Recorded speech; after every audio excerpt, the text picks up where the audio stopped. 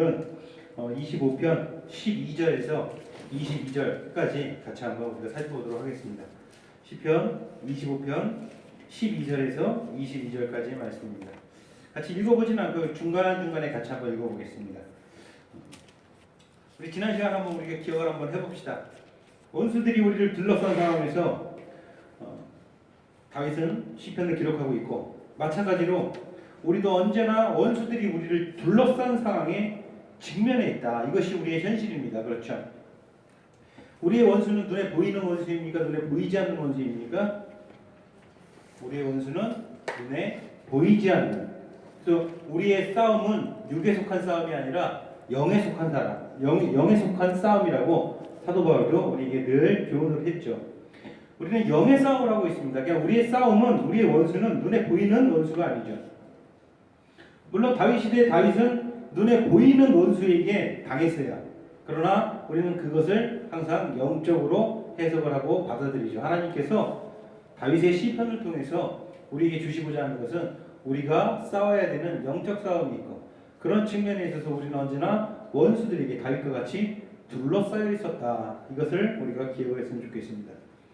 사실 우리의 현실은 굉장히 무거운 현실이죠. 이런 현실에서 참된 하나님의 사람들이 가져야 할 자세를 보여주는 것이 오늘 시편 25편에서 계속해서 보여주는 것이, 우리가 살펴보고 있는 것이 바로 그것입니다. 매일매일 직면하는 이런 현실 가운데 우리는 먼저 하나님의 의를 삼아야 한다. 그 가운데서 하나님의 의로 인하여 새롭게 된 내 영혼을 살펴야 된다. 우리가 이것을 항상 첫 번째로 염두하고 우리 삶을 살아가야 된다. 이것을 같이 한번 생각을 해봤습니다. 또한 똑같은 상황에서 동시에 항상 우리가 자신의 죄를 간과해서는 안 된다는 것도 지난주 함께 살펴보았습니다. 공고한 날이 내게 이를 때, 어려움이 나에게 닥쳐올 때 나는 언제나 범죄하기 쉽습니다. 내 영혼이 하나님 앞에 범죄하기 쉽다라는 거예요. 우리의 원수는 눈에 보이지 않는 원수지만 눈에 보이지 않는 원수이기 때문에 언제든지 눈에 보이지 않는 자기의 세력들을 이용해서 우리를 눈에 보이는 것들로 힘들게 할 때가 많이 있다는 거예요. 이를테면 우리 배성지단이 지나가는데 어떤 사람이 갑자기 뺨따구를 팍 때리고 도망갑니다. 그럼 그게 우연일까요? 아니면 우리의 보이지 않는 원수가 우리를 범죄에 빠뜨리게 하기 위해서 하는 행동일까요? 물론 정확한 이유는 알 수 없지만 대부분은 우리가 육적으로 고통을 당할 때 그것이 마귀의 소행이라고 우리가 봐도 무관할 정도로 우리의 원수는 갖가지 다양한 방법을 통해서 우리를 범죄에 빠지게 쉬운 상태로 만들어 버린다는 거예요. 내가 개인적으로 범죄에 빠지기 가장 쉬운 상태가 어떤 상태일까요? 사람마다 좀 더 다를 것 같아요. 그렇죠? 내 육신이 극단적으로 피곤하거나 아플 때 범죄에 쉽게 빠지는 사람이 있고요. 아니면 내가 물질적으로 막 너무나도 극단적으로 곤고할 때, 그럴 때 내가 시험에 빠지는 사람이 있고, 또 다양한 이유들이 있을 것 같아요. 우리 배성진 지사님 만만한 게 배성진 지사님이니까 자, 어떨 때 범죄를 쉽게 죄에 빠지는 것 같아요? 어떤 상황에 몰렸을 때? 화가 많이 날 때. 어떤 상황에서 화가 많이 나냐 이거죠. 그냥 아무거나 막 화가 날 때가 있으니까. 아니, 무슨 여러 가지로 사람 성질 건드리고 이유 없이 이제 괴롭히려 할 때 이제 화가 많이 나. 그때 이제 참 참기 힘들죠. 사람이 화가 나는 것도요, 같은 상황인데 어떤 내 상태에 따라서, 어떤 상태 때는 누가 봐도 화를 낼 만한 상황인데 내가 화가 안 날 때가 있고요. 또 내 기분 상태에 따라서 누가 봐도 화내서는 안 되는 상황인데 막 제가 우스갯소리로 잘하는 말이지만 떨어지는 낙엽만 봐도 화가 날 때가 있어요. 그렇죠? 그래서 제가 가만히 보면 몸이 힘들고 육신이 약간 고통스러운 상황에서는 별것도 아닌 걸로 이렇게 막 화가 나는 그런 좀 상황인 것 같아요. 잠도 많이 자시고 여러분들 잠도 푹 잘 주무시고 내 몸 상태가, 건강 상태가 좀 좋아야지 마음에 좀 화가 좀 안 나는 것 같아요. 가만히 보면은 다 다르죠. 상황이 다 다르고 우리가 범죄에 빠지기 쉬운 상태가 어떤 상태일지는 각각 다 달라요. 그 상황을 마귀는 안다라는 것이죠. 왜? 우리를 늘 둘러싸고 있으니까. 그럼 그걸 자꾸 우리를 공격을 한단 말입니다. 그렇죠.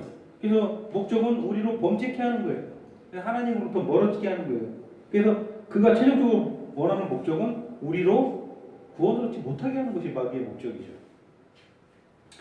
뭐 최종적인 그의 목적은 당연히 성공을 못하겠지만 뭐 본인은 뭐 성공할 거라고 생각하고 지금도 무지막지한 힘을 발휘하고 있으니 우리는 마귀도 또한 성령을 받지 아니하기 때문에 우리가 쉽게 이해하고 깨닫는 것도 그 대단한 존재처럼 보이지만 마귀가 우리가 깨닫는 걸 그는 못 깨닫는다는 거예요. 그거 참 놀랍죠. 성경에 의하면 마귀는요 사람의 생명도 해칠 수 있죠. 그렇죠. 사람에게 병도 내릴 수 있고요. 사람이 가지고 있는 걸 다 앗아갈 수 있어요. 엄청난 능력을 가지고 있지만 우리가 깨닫는 작은 거 하나 깨닫지를 못해요. 왜? 성령의 일을 받지 못했기 때문에. 그거 참 놀랍죠.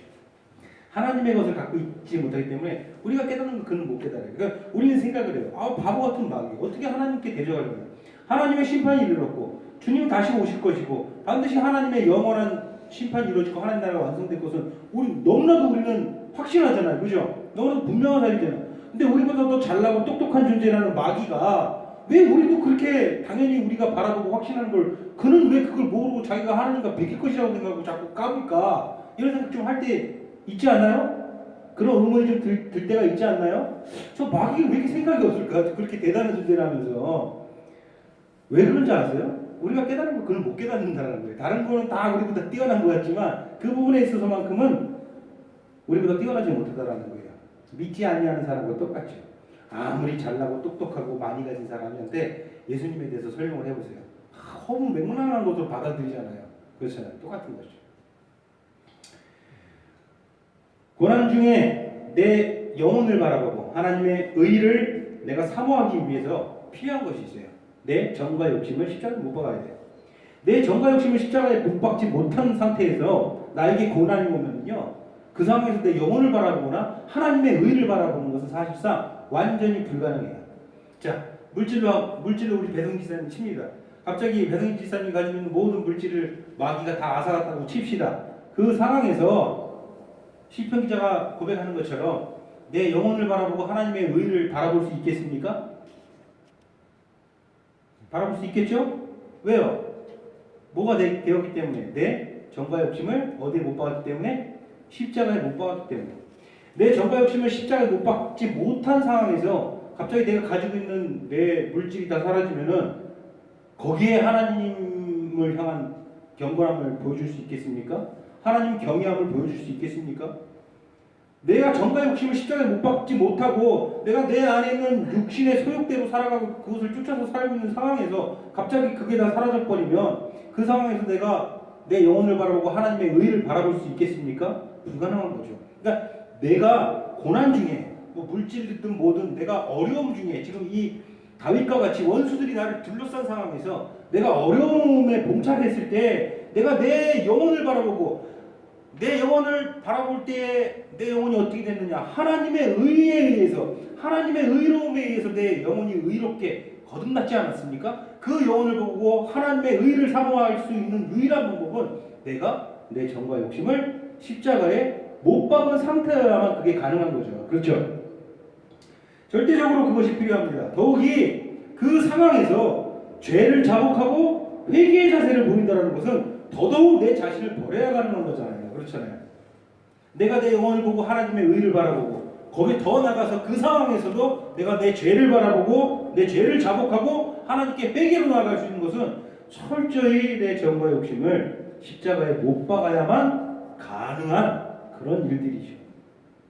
그 반대로 생각해서 내가 하나님께 감사하지도 못하고 내가 하나님의 나라와 그 의를 바라보지 못하고 자꾸 세상만 바라보고 세상에서 공고한 일들이 나에게 다가올 때 더더욱 세상을 더 바라보고 이런다는 것은 내가 내 정과 욕심을 십자가에 못 박고자 하지 못했다는 것이죠.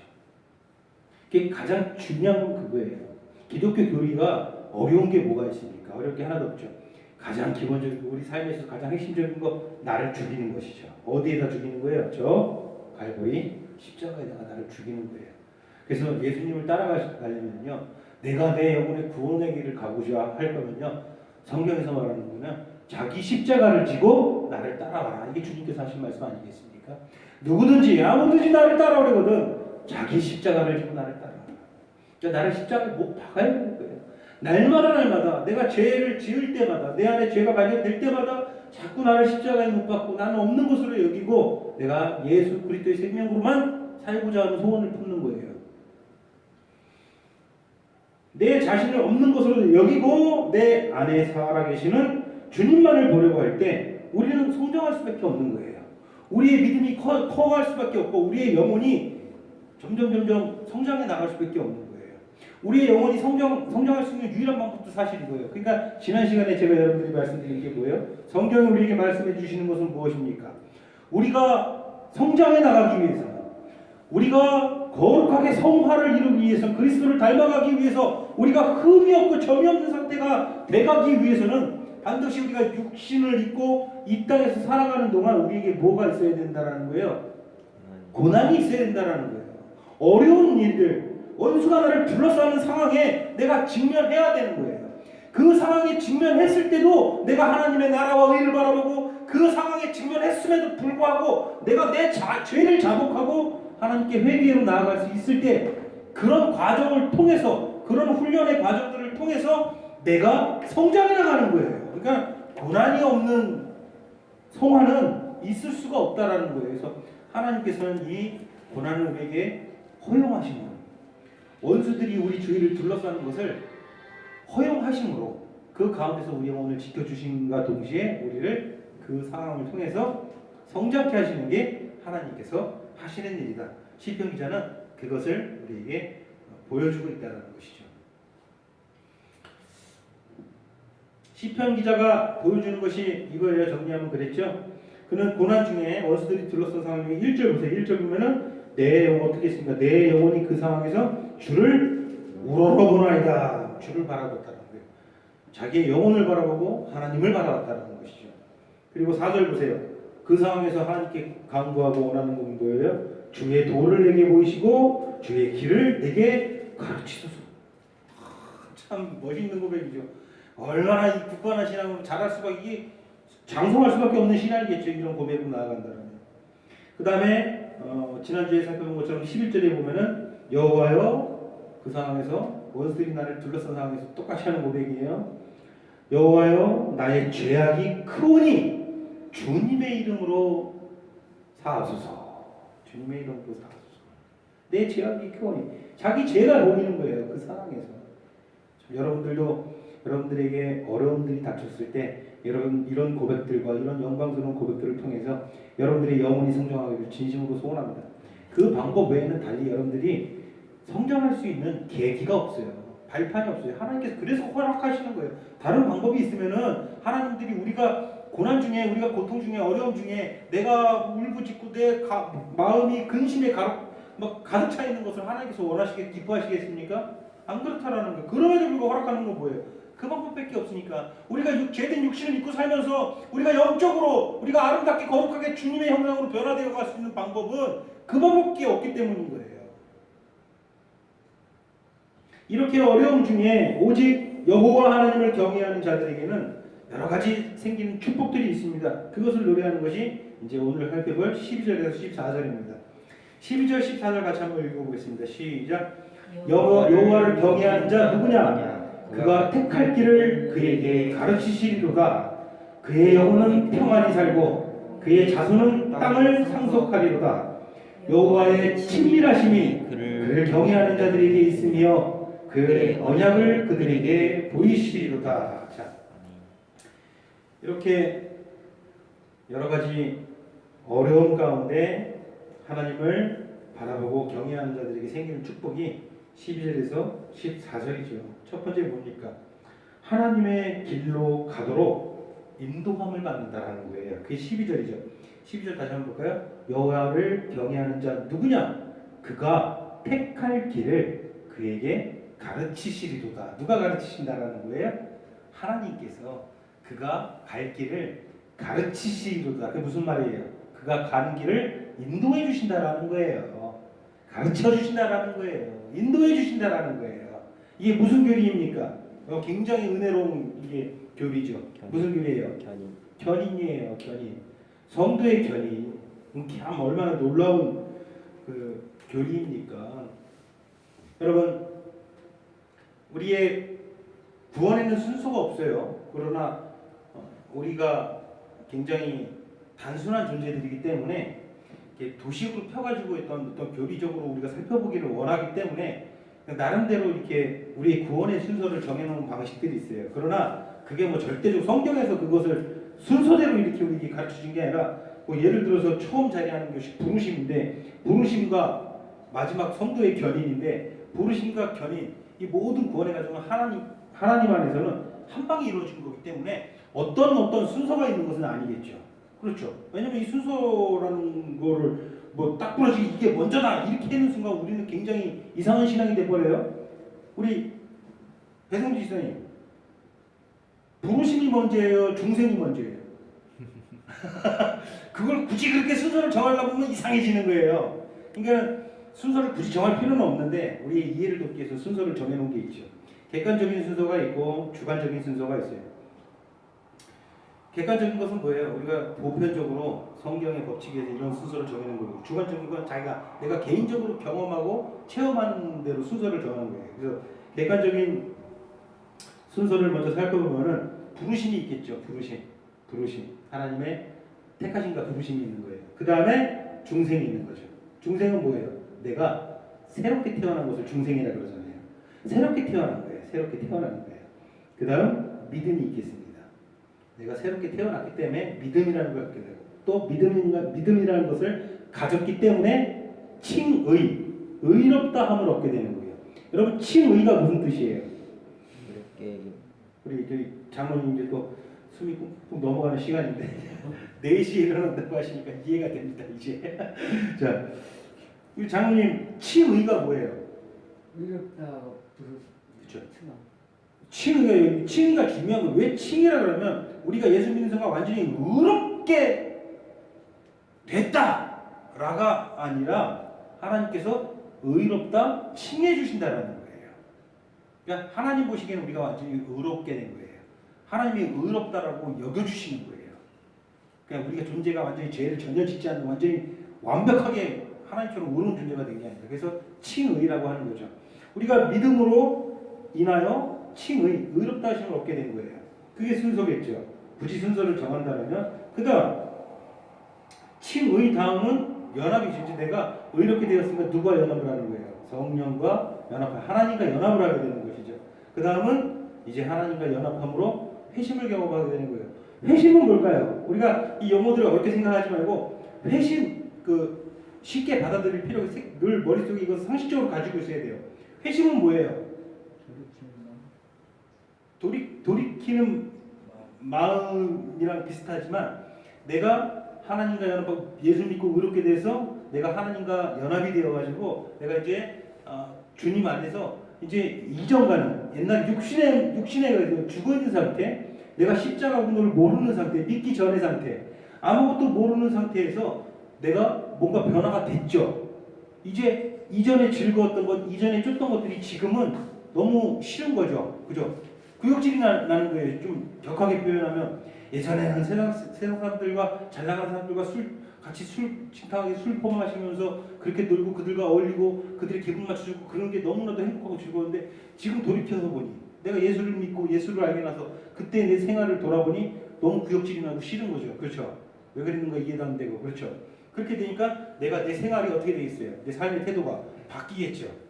내 삶의 태도가 주님을 알므로 인해서 주님과 연합함으로 인해서 바뀐 첫 번째 경험, 내가 바뀌어가지고 실제로 행동한 첫 번째 그 경험, 그것을 우리가 뭐라고 하냐면 회심이라고 하는 거예요. 회심. 내가 돌이켜가지고 장로님 말처럼 내 마음이 돌이켰는데 돌이켜가지고 내가 실제로 체험한 첫 번째 경험, 그것을 우리는 회심이라고 해요. 뭐 예수 믿지 않는 사람이 평생 교회에 문턱도 안 가본 사람이 전도를 받아가지고 예수님에 대해서 호기심을 갖게 되고 그래서 점점 예수를 믿게 돼가지고 이제 믿음이라고 해서 내가 이제 교회를 가봐야 되겠다 그래서 이제 본격적으로 교회를 가봐야 돼서 교회에 처음 딱 내 발로 갔어. 그것을 우리가 회심이라고 표현을 할 수 있겠다는 것이죠. 그렇죠? 이게 회심이에요. 자, 회심 다음에 오는 것은 이제 하나님의 자녀됨, 양자됨이에요. 양자됨. 내가 그리스도와 연합하고 내가 완전히 이제 내 삶이 바뀌었기 때문에 내가 하나님의 자녀가 되었다는 그런 인식을 하게 되는 것이죠.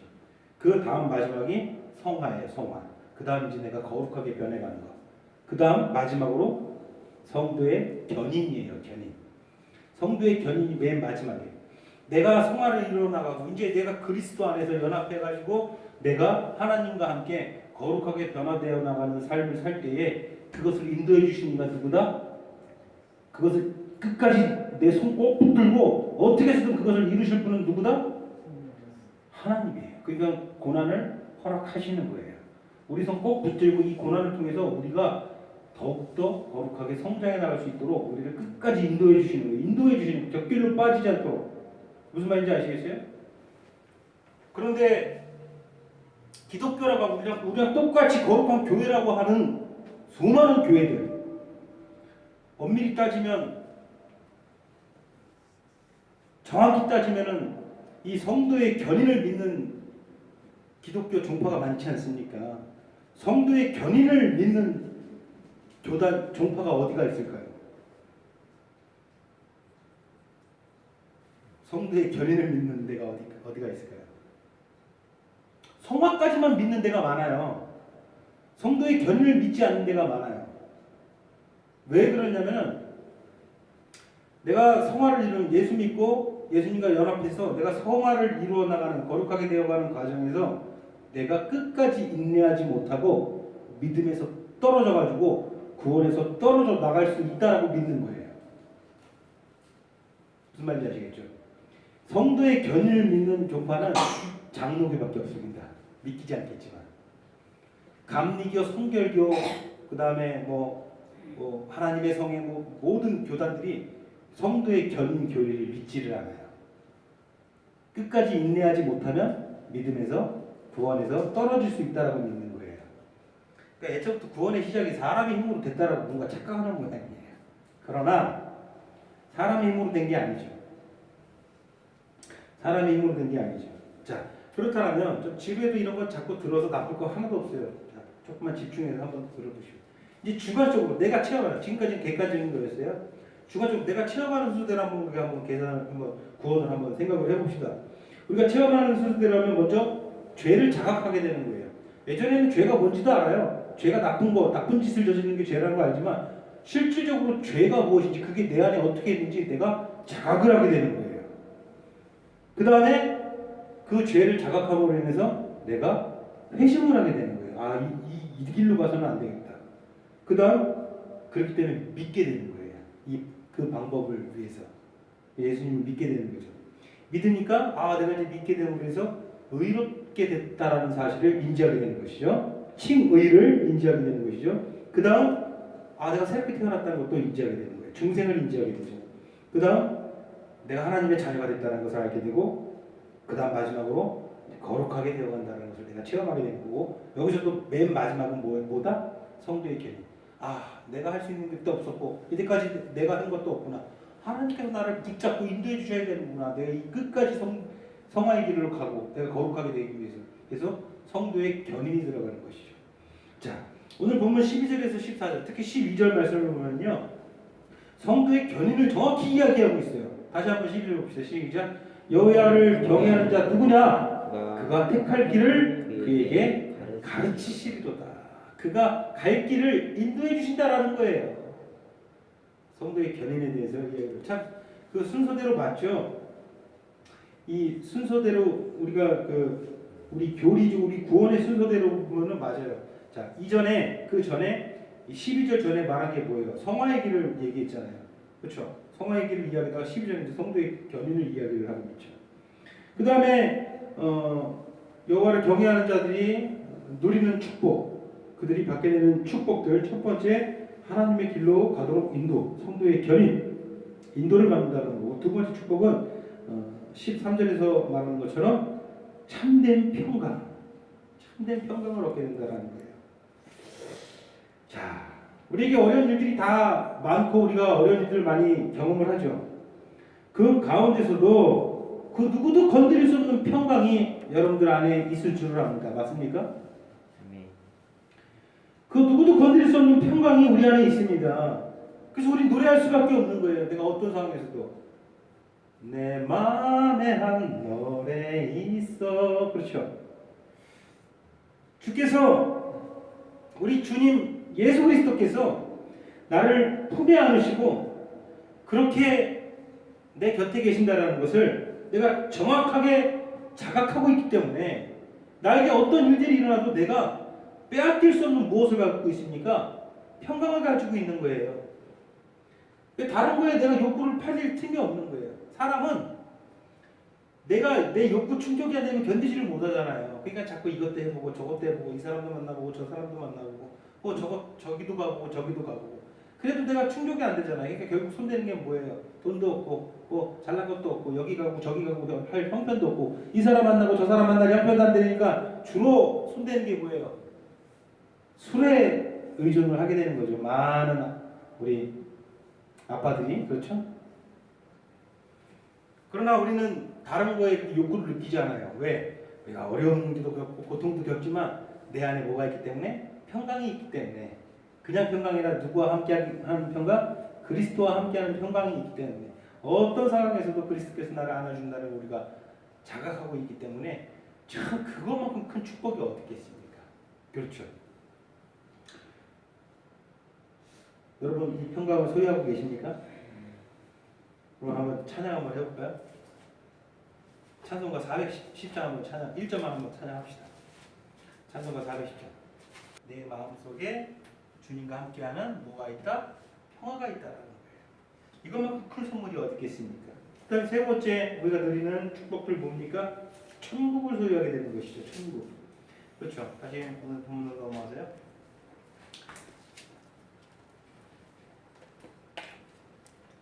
13절 보면은 그의 영혼은 평안히 살고 그의 자손은 땅을 상속하리로다.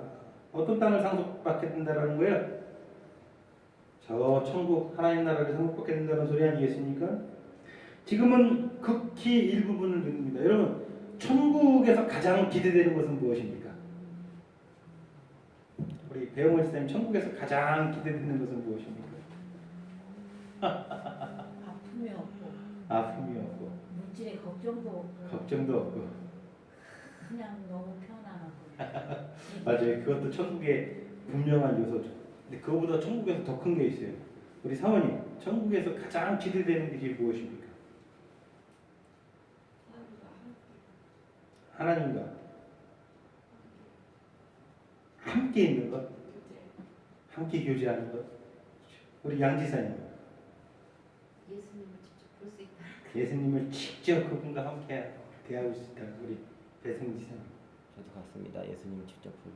예수님 직접 장님 계속 주무시고 앉으셔야죠. 그렇죠. 장로님은 평안을 누리는 거. 평안을 누리는 것, 주님과 함께 평안을 누리는 것. 맞아요. 우리가 천국에서 가장 기대되는 것은 무엇이냐면 지금은 하나님을 예배해도 하나님을 찬양해도 불완전하잖아요. 그렇잖아요. 완전하게 하나님을 찬양하는 거예요. 내가 하나님께 영광을 돌린다고 해봐야 하나님께 얼마나 영광을 돌립니까? 내가 하나님의 영광을 바라본다고 해봐야 얼마만큼 하나님의 영광을 바라보고 이 땅에 살아갑니까? 육신에 지쳐서 육신의 죄악에 지쳐서 내가 온전치 못하잖아요. 하나님을 온전히 찬양하는 거예요. 하나님을 온전히 예배하는 거예요. 그분에게 온전한 영광을 돌리는 거예요. 물론 그게 다는 아니죠. 그러니까 여러분들이 말하는 거 아픔도 없고 분명히 약속하는 건 뭐예요? 다시는 아픈 것이나 상한 것이 없고 친히 너희 눈에서 눈물을 씻겨 눈물이 없는 것이에요. 물론 그것도 천국의 한 부분이나 가장 천국의 핵심은 뭐예요? 우리가 온전하게 하나님께 나아가는 거예요. 온전하게 하나님께 영광을 돌리는 거예요. 우리의 사람의 제일 되는 목적은 무엇입니까? 하나님께 영광을 돌리는 것인데 지금 너무 불완전하잖아요. 근데 내가 이 보잘것없는 내가 온전하게 하나님께 영광을 돌려드린다는 것이 참 멋진 일입니까? 근데 대부분의 성도들은 그것을 사고하지를 못하죠. 그렇죠. 여러분 하나님께 영광 돌림으로 해서 우리가 하나님을 예배함으로 해서 큰 감동을 한번 받아본 적 있으십니까? 어떤 감동? 그때 감동받을 때 느낌이 어떤 느낌이에요? 그때 그 순간만큼은 양지사님 그때 그 순간 한번 표현을 한번 해봅시다. 그러니까 우리가 누린 게 있으면 표현을 해서 지체들에게 나눠주시길 바랍니다. 그냥 기쁨. 그냥 막 너무 막 기쁨, 다른 걸로 표현이 안 됩니까? 막 엄청 기쁨.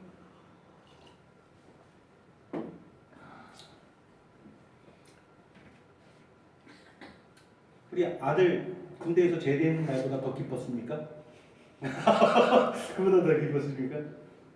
우리 배영월 지사님은 어떻습니까?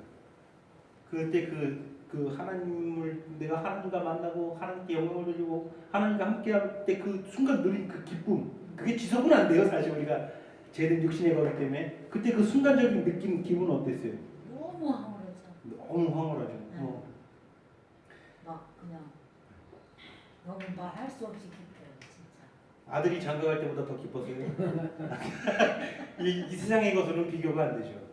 근데 우리가 지극히 부분적인 천국의 영광을 누리는 것이거든요. 그게 왜냐하면 우리가 천국 소속이기 때문에 천국이 우리의 소유가 되었기 때문에 우리가 비록 죄된 육신에 거하나 우리는 이미 천국 소속이기 때문에 지극히 부분적인 성령 안에서 성령의 인도하심을 해서 천국의 기쁨을 누리는 거예요. 근데 그게 지극히 빙산이 손톱의 때만큼도 안 되면 실제로 우리가 천국 실제로 가서 누릴 것들에 손톱의 때만큼밖에 못 누리는 건데도 너무너무 기쁘잖아요. 근데 천국에서는요, 진짜 이제 우리가 원적이 돼서 이제 천국에서 하늘나라에 거하게 될 그때가 되면요, 말도 못해. 우리가 지금 우리의 지금 지각으로요, 우리 지식으로 파악할 수 있는 수준이 아닌 거예요. 믿으십니까? 우리가 근데 이 천국을 소유하게 되었다는 거, 이 땅에서. 그렇죠? 참 놀라운 것이죠.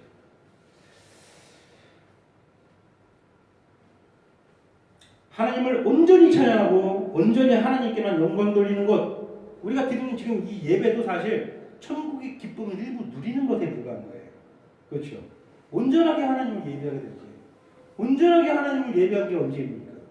우리 배성 지사님, 온전하게 내가 하나님을 예배한 게 언제예요? 내가 생각할 때 정말 내가 온전하게 예배를 드렸다. 어저께 그렇게 예배 드렸습니까? 그러니까 온전하게 예배.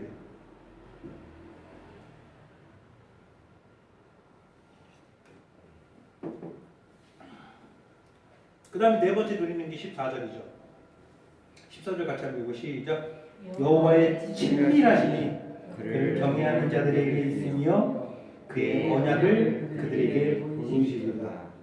여호와의 친밀하심이 그를 경외하는 자들에게 있다. 하나님과의 교제를 이야기하는 것이죠. 그러니까 우리가 누리는 축복, 내가 고난 중에 내 영혼을 바라보고 하나님의 의를 바라보고 그때 내 죄를 잡아보고 하나님께 나아갑니다. 다시 말해서 한마디로 딱 표현하면 여호와를 경외하는 자죠. 그 자가 여호와를 경외하는 자는 어떤 축복을 마지막으로 네 번째, 하나님과 교제하는 게 어떻게 표현되어 있으면 이렇게 친밀하게 교제하는. 이게 참 교제한다라는 것이 참 놀라운, 하나님과 교제한다는 건 놀라운 거예요. 우리 배성진 지사님, 자꾸 배성진 지사님 거들어서 미안합니다. 우리끼리니까 어쩔 수 없어요. 자, 배성진 지사님 길을 가는데 왜 건장한 불량배 3명이 배성진 집사를 딱 에워싸요. 그리고 막 폭행을 하려고 그 묻지마 폭행 딱 대상자가 된 거예요. 그래서 건장한 체구 3명이 딱 배성진 집사를 둘러싸요. 그때 옆에 그만큼 아주 건장한 사람이 이렇게 모르는 사람이 이렇게 딱 지나가다가 그냥 못 본 척하고 지나가요. 본인에게 위로가 돼요. 그 사람이 옆에 다른 사람이 있어도 왜? 그 사람과 나는 친밀한 사람이 아니기 때문에 아무리 건장한 사람이 옆에서 내가 위기랑 옆에 지나가도 별 도움도 안 되고 그 사람도 나를 아는 척도 안 할 거예요. 지나가요. 나 이제 맞아 죽기 직전이에요. 근데 갑자기 그 옆에 성훈이 형이 딱 등장을 했어요. 네?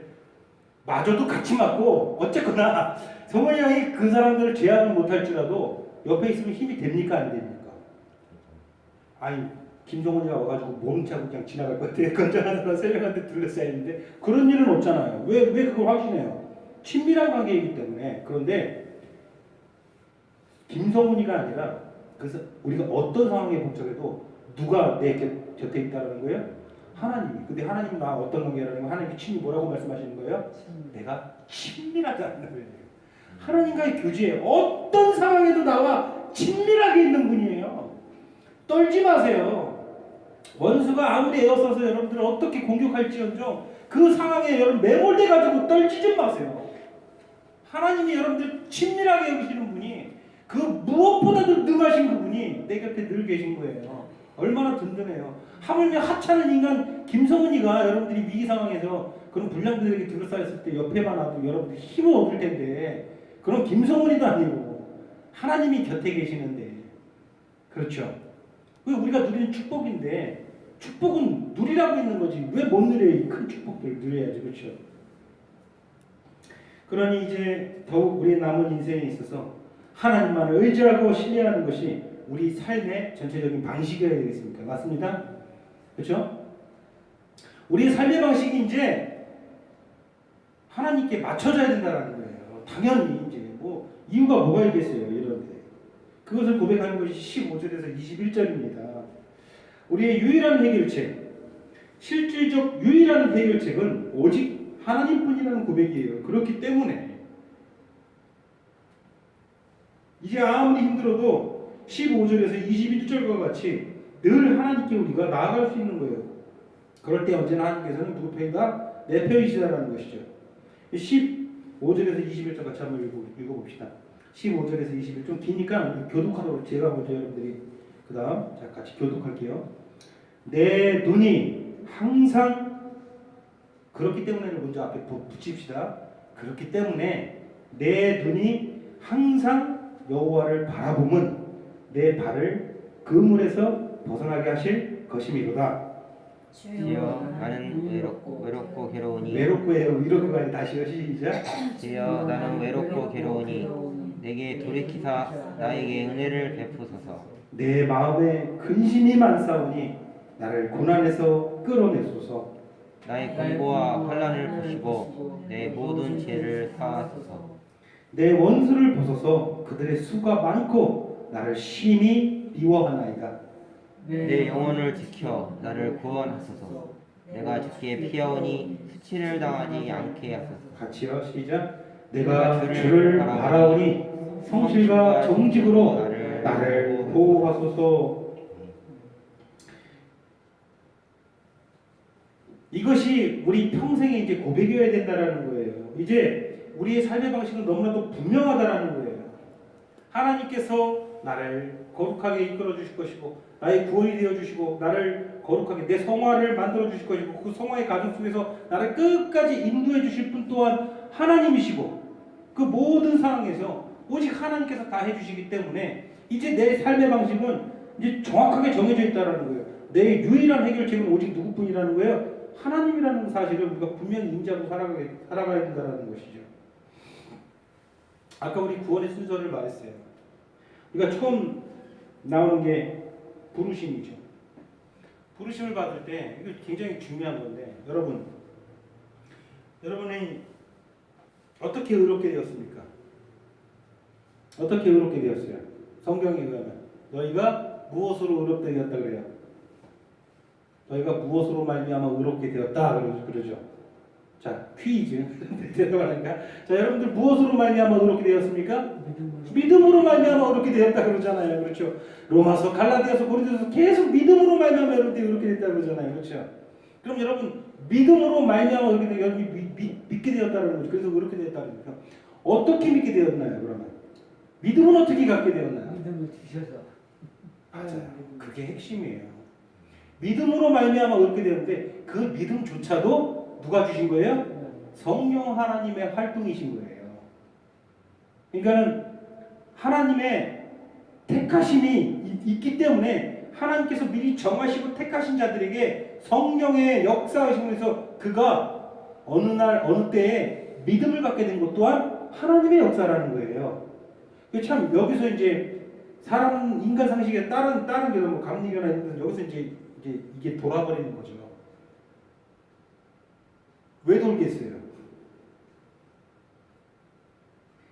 인간의 의지라는 거예요. 믿는 것은 인간의 의지고 그렇기 때문에 성도의 견인도 없다라는 거니까 우리가 성도의 견인을 믿는 정확한 이유는 물론 성경이지만 근거도 많잖아요. 성경에. 그런데 애초에 우리가 믿음이라는 걸 갖게 된 거, 중생이라는 것을 경험하게 된 것은 그건 나의 의지가 아니라 그 또한 하나님의 의지였다라는 거예요.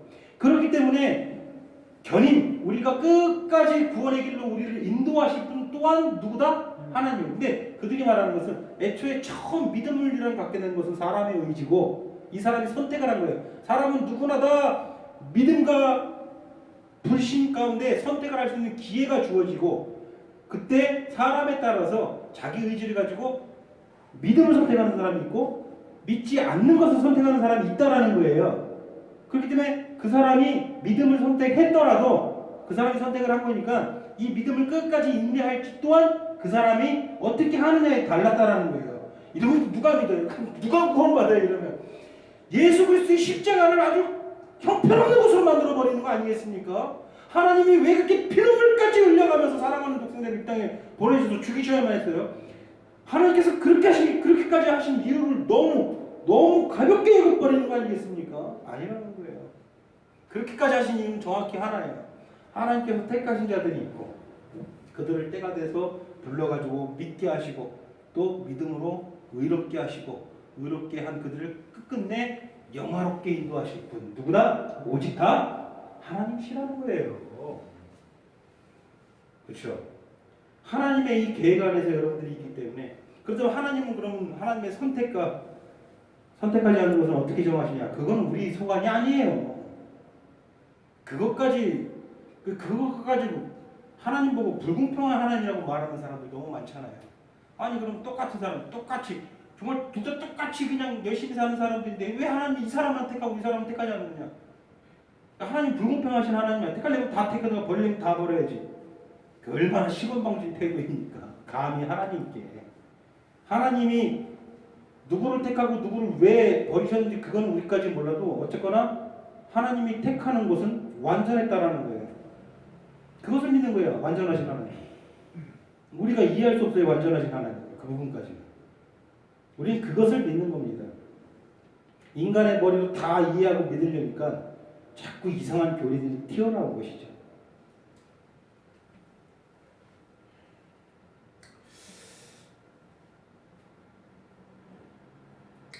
어렵고 힘들 때 여러분 15절에서 21절 정말 많이 읽으시길 바랍니다.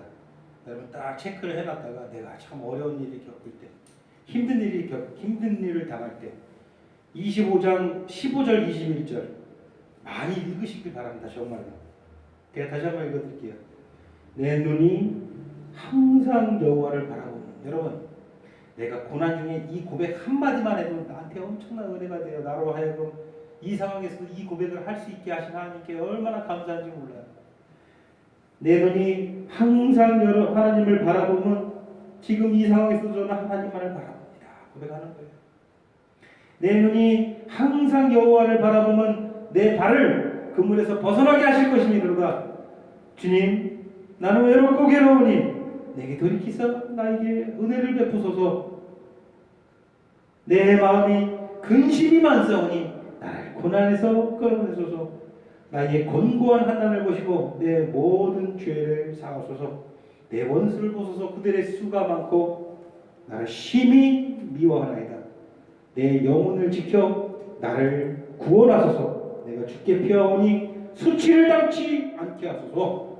21절 같이 읽을까? 시작. 내가 주를 바라오니 성실과 정직으로 나를 보호하소서. 자, 하나님께서 택하신 자들은 이렇게 기도할 자격이 되는 거고요. 왜? 하나님께서 이런 자격을 주신 거예요.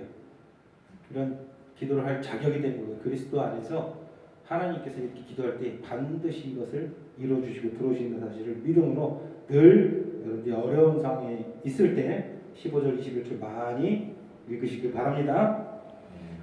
언제나 그렇기 때문에 나는 하나님만을 강조할 뿐 다른 것은 없습니다. 맞습니까?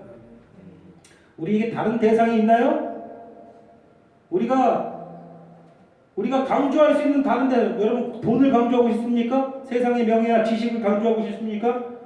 말도 안 되는, 얼마나 그게 부질없는 것입니까? 내가 강조할 것은 오직 누구예요? 오직 하나님뿐이라는 사실입니다.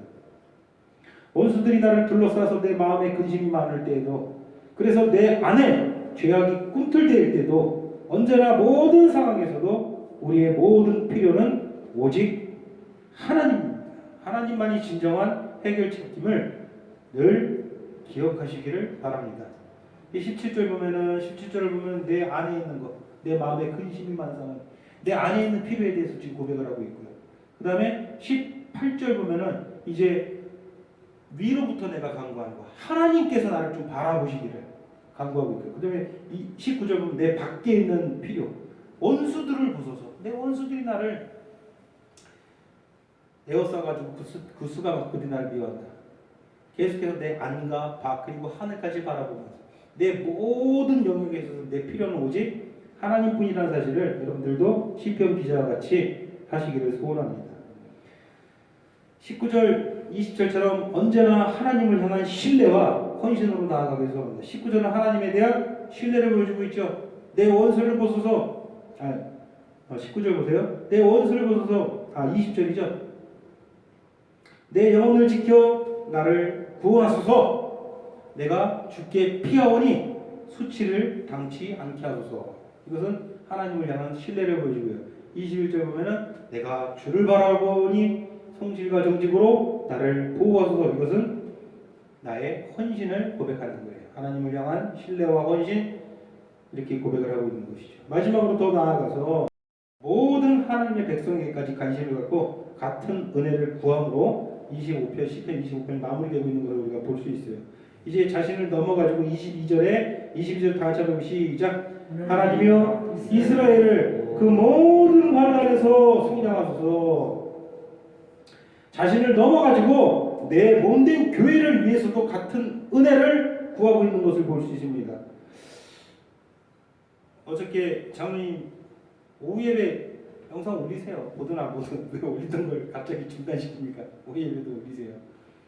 장로님 말씀하던 도중에 갑자기 제 얘기를 하면서 갑자기 울컥하시는 거예요. 그렇죠? 왜 울컥합니까? 이와 같은 정신을 가졌기 때문이에요. 어떤 정신입니까? 어떤 어려움이 닥치더라도 오직 하나님만이 우리의 해결책이 되시고 하나님만이 나에게 하나님 외에는 다른 분이 없기 때문에, 내가 그렇기 때문에 저 앞에 있는 저 전도사도 나와 같기 때문에 내가 그를 생각할 때에 그가 어려움 중에 있고 그래서 내가 울컥하게 되는 거 아니겠습니까? 그러니까 다윗도 마찬가지. 자신을 넘어서 가지고 이제 하나님이여 이스라엘, 하나님의 모든 백성을 통칭해서 말하는 거예요. 이스라엘을 그 모든 환난에서 속량하소서. 나에게 같은 은혜를 내 지친들에게도 내려주시옵소서라고 구하는 것이죠. 그리고 한 발짝 더 나아가서 이것은 어떤 기도입니까? 더 나아가서 택함받은 모든 하나님의 백성을, 내가 모르지만 그들의 얼굴도 알지 이름도 알지 못하지만 하나님께서 사랑하시는 모든 그들, 하나님을 사랑하고 하나님을 경외하는 모든 그들을 위해서 우리가 같은 은혜를 구하는 것, 그런 정신이 우리에게 필요해야 돼요. 저는 이 부분이 굉장히 부족해요. 제가 얼굴로 그리고 이름으로 모르는 사람들에 대해서 도대체 진심으로 기도가 되지가 않아요. 그래서 제가 청년 시절에서도요, 그 무슨 송구영신 예배 이런 거 할 때 꼭 빼놓지 않는 기도가 뭐였냐면 나라를 위해서 하는 기도가 있었어요. 진심으로 기도가 안 돼요. 내가 무슨 나라를 위해서, 그냥 형식으로 기도를 하게 되는 거죠. 하나님 우리나라가 똑바로 살게 해주세요. 기도하는 거지만 진심인데 내 마음이 닿지 않더라도 우리 장로님 어저께 정말 좋은 말씀 해주셨어요. 새벽에 일어나서 그래. 기도하려고 눈을 감고 막 하면은 막 온갖 잡념만 생기고 기도에 집중도 안 된다 그랬죠. 그런데 장로님이 하신 말씀이요. 그래도 계속 기도하려고 할 때 20-30분 기도한다 그랬잖아요. 그게 중요한 거예요. 저 너무나도 똑같은 경험을 하기 때문에 너무 공감이 됐어요. 기도하고 싶어서 오늘 이제 밤중에 이제 새벽에 이제 할 때 이제 딱 이제 무릎을 꿇고 이제 앉아가지고 기도를 하면요, 온갖 잡념만 가득하고 아무것도 기도가 안 돼요. 근데 그럼에도 불구하고 어떻게든 계속 이제 기도하려고 그냥 중언부언 하다가 어느 순간 보면은 내가 기도가 되는 것을 볼 수가 있어요. 그러니까 기도 역시도 훈련이 필요해요. 내가 하나님께 나가서 하나님께 무언가를 이야기하고 하나님의 말씀을 내가 듣고 내가 하나님과 교제하고 내 알할 바를 알고 내가 간구하는 것은 자꾸 습관이 들이지 않으면요, 참 처음에는 막 무슨 말 하는지도 모르겠고 막 집중도 안 되는데 계속 그러다 보면 나도 모르게 내가 의식도 안 하는 사이에 내가 하나님께 아뢰는 것에 집중을 하게 되는 거예요. 그 다음부터 이제 기도가 이제 뜨겁게 되는 거죠. 근데 그게 잘 안 돼요.